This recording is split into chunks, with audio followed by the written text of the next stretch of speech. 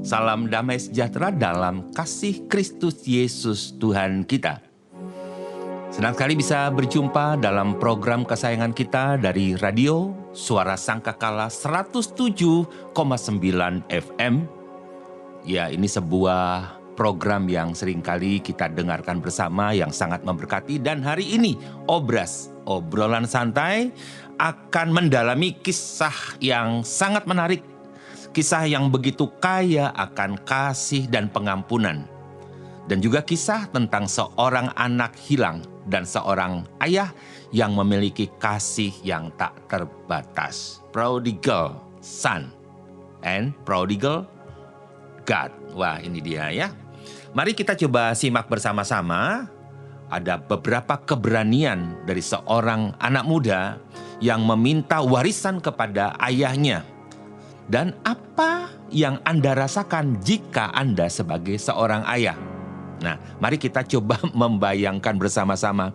Anakku ini mau pergi minta warisan. Dilihat dia belum punya pengalaman. Dilihat dia ya tidak mungkin bisa. Ya, tapi khawatir juga kalau dia tidak bisa. Tapi ini pilihannya. Maka sebagai seorang ayah, dia berkata, oke, ini yang kamu minta. Ya, ini yang kamu minta, ayah berikan. Ya, seorang ayah yang mengasihi anaknya. Namun sang anak yang begitu bersemangat, ya, anak sulung itu begitu semangat, dia pergi jauh dari rumah ayahnya. Dia mencari pengalaman, dia berpikir bahwa dia akan menjadi dewasa, mencari jati dirinya. Dia menghabiskan semua uang untuk kesenangan dirinya, kesenangan duniawi bersama teman-temannya. Boros. Prodigal son, anak terhilang yang memboroskan semuanya. Dan bukan cuma boros kehilangan, pada masa kelaparan itu dia justru tidak bisa makan. Akhirnya singkat cerita dalam Lukas pasal 15 jika kita membaca mulai ayat 11 dan selanjutnya kita menemukan kisah bahwa anak bungsu ini harus makan makanan ampas, sisa makanan babi. Terlalu. Inilah kejadiannya. Seorang anak yang di awal punya ekspektasi besar, harapan besar, namun dia memilih untuk berjalan sesuai kemauannya. Mungkin dia berkata, aku bisa. Mungkin dia berkata, aku sanggup. Mungkin dia berkata, ini kecil, ini cemen, ini gampang semua kehidupan. Namun akhirnya dia jatuh dari kesalahannya. Nah, bagian ini tidak berhenti di situ saja, tetapi ada sebuah keputusan dari seorang anak yang sedang mengalami kesulitan, kelaparan, dan mungkin hampir mati. Di bagian berikutnya kita membaca bagaimana di tengah kesulitan ini, anak ini menyadari kesalahannya. Nah, ini penting sekali, saya garis bawahi, anak bungsu ini menyadari kesalahannya. Dia memutuskan untuk kembali pulang. Apakah ayahnya akan menerima? Jika Anda sebagai ayahnya yang merasa anaknya memilih pilihan dan melakukan banyak kesalahan, apakah sebagai seorang ayah Anda akan menerima kembali? Di sini yang menarik. Bayangkan perjalanannya pulang dengan langkah berat dan hati yang penuh penyesalan. Kemudian apa yang harus dia bicarakan? Di pikirannya mungkin hanya terbersit jadi seorang budak atau hamba yang bekerja di rumah ayahnya. Karena dia merasa bersalah. Nah, sang ayah ya akan terus menunggukah atau menganggap dia sudah hilang atau sudah mati. Dan bahasa yang disiapkan oleh anak ini adalah, ayah, aku telah berdosa terhadap surga dan terhadap ayah. Aku tidak layak disebut anak ayah. Inilah bahasa kita di bumi pada masa sekarang. Ketika kita bersalah, kita jatuh dalam dosa, kemudian kita menyadari, kita berkata, aku tidak layak. Aku tidak layak lagi beribadah, aku tidak layak berdoa, aku tidak layak bersama komunitas orang gereja. Pokoknya aku tidak layak. Tapi jika hanya tidak layak dan berhenti di situ saja, maka kita akan menjadi orang terhilang. Nah, ini langkah yang hebat yang dilakukan oleh anak ini adalah dia menyesali perbuatannya, dia bertobat dan dia pulang ke rumah ayah. Bagian selanjutnya yang kita lihat adalah sesuatu yang tidak pernah kita duga. Ketika dia pulang, ayahnya itu sudah berada di luar rumah, yang terus-menerus menunggu kehadirannya, yang terus-menerus memikirkan kehidupan anaknya, yang terus-menerus merindukan anaknya segera pulang. Lihatlah respon ayah. Ketika ayah itu melihat dari kejauhan anaknya yang datang pulang, dan dengan penuh sukacita yang besar, dia menyambutnya, dia memeluknya, dia memberikan ciuman. Nah, bayangkan kasih yang begitu besar dari ayah ini. Ayah ini bahkan tidak menunggu anaknya berbicara. Bahkan dia memerintahkan hamba-hambanya untuk segera membawa. Ayo bawa, berikan kepadanya jubah yang terbaik. Berikan cincin dan kenakan sepatu atau kasut untuk anaknya. Selanjutnya, tidak hanya itu. Dia mengadakan pesta besar untuk merayakan kepulangan anaknya. Saudara yang diberkati Tuhan, apakah kita merasa seperti anak yang hilang ini? Mungkin kita merasa telah terlalu jauh tersesat. Namun ingatlah bahwa kasih Yahweh Elohim lebih besar dari dosa-dosa kita. Yahweh menunggu kita sebagai Bapa yang baik. Ya, Dia menyambut kita dengan sukacita yang tak terbayangkan. Nah, seharusnya kita bisa berdoa seperti ini. Bapa, kami bersyukur untuk kasih-Mu yang tak terbatas. Tolong kami untuk selalu mengingat bahwa tidak ada dosa yang terlalu besar untuk diampuni. Terima kasih telah menerima kembali menjadi anak-Mu yang Engkau kasihi dan Engkau perkenan. Nah, jika Anda merasa seperti keadaan seorang anak bungsu, engkau masih punya Bapa yang baik.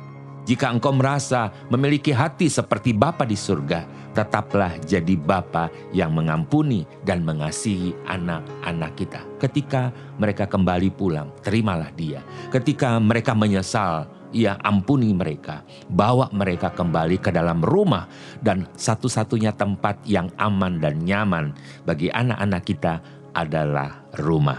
Welcome home. Tetap menjadi anak Bapa yang diberkati.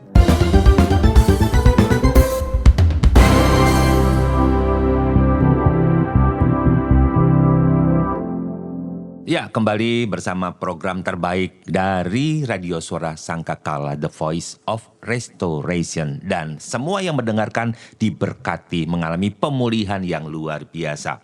Berikutnya adalah anak sulung. Cerita tentang anak sulung ini seringkali diabaikan. Namun, ia juga memainkan sebuah peranan penting dalam menggambarkan pesan keseluruhan dari kisah tentang anak terhilang.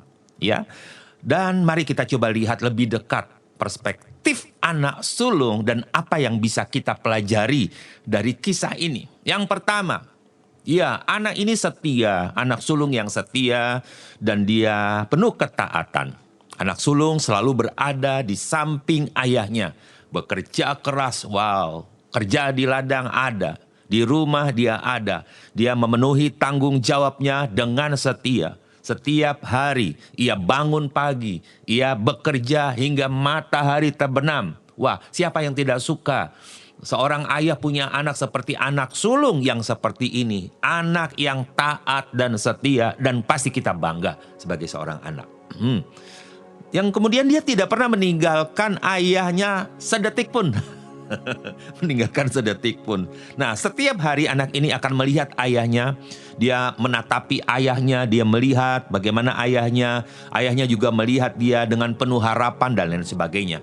Mungkin anak ini merasa kesal melihat ayahnya begitu merindukan anak atau adiknya yang telah pergi, yang telah meninggalkan mereka. Namun dia tetap diam, dia tidak ngomong, dia cuma perhatikan ayahnya bolak-balik ada di luar rumah.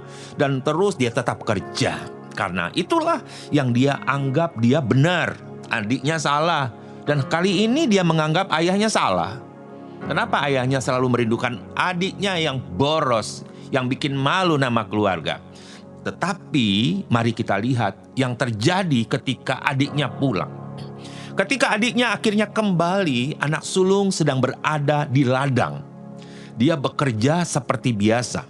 Saat dia kembali ke rumah, dia dengar suara musik dan tawa. Ternyata ayahnya itu mengadakan pesta besar untuk merayakan kepulangan adiknya yang dia anggap sudah mati, yang bikin malu itu. Nah, bayangkan perasaan anak sulung. Dia bertanya-tanya dalam hati, apa yang terjadi di rumah? Mengapa ada pesta besar? Lalu seorang pelayan memberitahu kepada anak sulung bahwa, Tuan, ya kok gitu. Adikmu sudah pulang, sudah kembali, dan papamu, ayahmu itu memutuskan dan menyuruh membuat pesta untuk adikmu. Dan pestanya meriah, besar, mengundang banyak orang. Dan apa yang terjadi? Anak sulung ini mulai merasa marah. Dia kecewa. Selama ini aku telah setia dan bekerja keras, tetapi tidak pernah sekalipun ayah mengadakan pesta untukku. Dia berpikir seperti itu, dan itu yang akan dia omongkan kepada ayahnya. Nah, dia punya konfrontasi. Maksud saya konfrontasi. Konfrontasi dengan ayahnya. Anak sulung ini gak mau masuk rumah. Dia ngambek, dia marah. Dia tetap di luar. Dia merasa diabaikan oleh ayahnya. Dia keluar. Ya, ayahnya berkata, ayo masuk. Dia berkata, tidak. Ayo rayakan kepulangan adikmu. Tidak. Adikmu yang mati sudah hidup. Tidak. Adikmu yang sudah hilang kembali lagi. Tidak. Anak sulung ini merasa sulit untuk menerimanya. Selama ini aku telah bekerja keras, ayah, tapi ayah tidak pernah memberikan pesta untukku. Sementara adikku yang telah memboroskan, prodigal, boros dengan menghabiskan harta, dengan kehidupan yang justru mendapat kita jadi malu, namun ayah menyambut dia seperti ini. Ujarnya dengan penuh emosi. Aku merasa tidak adil, ayah. Nah, disinilah penjelasan yang harusnya kita perhatikan. Bagaimana penjelasan ayah kepada anaknya. Ayahnya dengan sabar menjelaskan bahwa kasihnya itu tidak terbatas. Bukan cuma kepada adikmu, tapi kepada kamu. Anakku, dia berkata, kamu selalu bersama dengan aku. Dan semua milikku adalah milikmu. Tetapi kita harus merayakan dan bersuka cita. Karena adikmu yang telah mati sudah hidup. Dia yang telah hilang telah kembali lagi. Dengan lembut, ayahnya mengingatkan bahwa kasih dan pengampunan adalah sama kepada semua anak-anaknya. Bukan hanya yang kembali dari keterpurukan. Ayahnya mengajak anak sulung untuk melihat bahwa kasih yang lebih besar, kasih yang lebih luas, dan pengampunan itu adalah sama kepada setiap orang. Jika kita belajar dari kisah anak sulung ini mengajarkan kesetiaan dan ketaatan itu perlu dan penting. Tetapi juga tentang perasaan iri dan tidak adil itu tidak baik. Ya, kita diajak untuk memahami bahwa kasih Yahweh, kasih Bapa Yahweh melampaui segala perhitungan manusia. Di luar logika kita. Saya mau katakan prodigal God. Elohim Yahweh yang punya kasih itu melimpah. Orang berkata boros banget Tuhan kasih, begitu royal Tuhan kasih. Tapi itulah hati Bapa kita. Apa yang kita dapat renungkan? Jika mungkin Anda, sahabat obras, merasa seperti anak sulung, sudah setia tapi terabaikan, ingatlah bahwa kasih Yahweh tidak terbatas dan selalu mencakup kita semua. Kita diajak untuk merayakan kepulangan mereka yang hilang dan menerima pengampunan Yahweh Elohim tanpa batas. Dan harusnya kita berdoa, terima kasih atas kasih-Mu. Begitu besar pengampunanmu yang tanpa syarat, tanpa batas. Ajari aku untuk tidak merasa iri dan tidak merasa tidak adil, tetapi untuk selalu merayakan kasih dan pengampunan. Puji Tuhan. Mazmur 103, mulai ayat yang ke-8 berkata, Yahweh itu pengasih dan penyayang, panjang sabar, dan berlimpah kasih setianya. Dia tidak akan senantiasa menghukum atau menyimpan murkanya untuk selama-lamanya. Dia tidak melakukan kita sesuai dengan dosa-dosa kita atau membalas kepada kita sesuai kesalahan kita. Seperti tingginya langit di atas bumi, begitulah kasih setianya yang besar terhadap orang-orang yang hormat akan Dia. Sejauh timur dari barat, demikian dijauhkannya pelanggaran-pelanggaran kita daripada kita. Seperti Bapa menyayangi anak-anaknya, demikianlah Yahweh menyayangi anak-anaknya.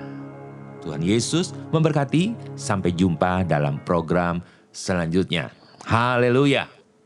Amin.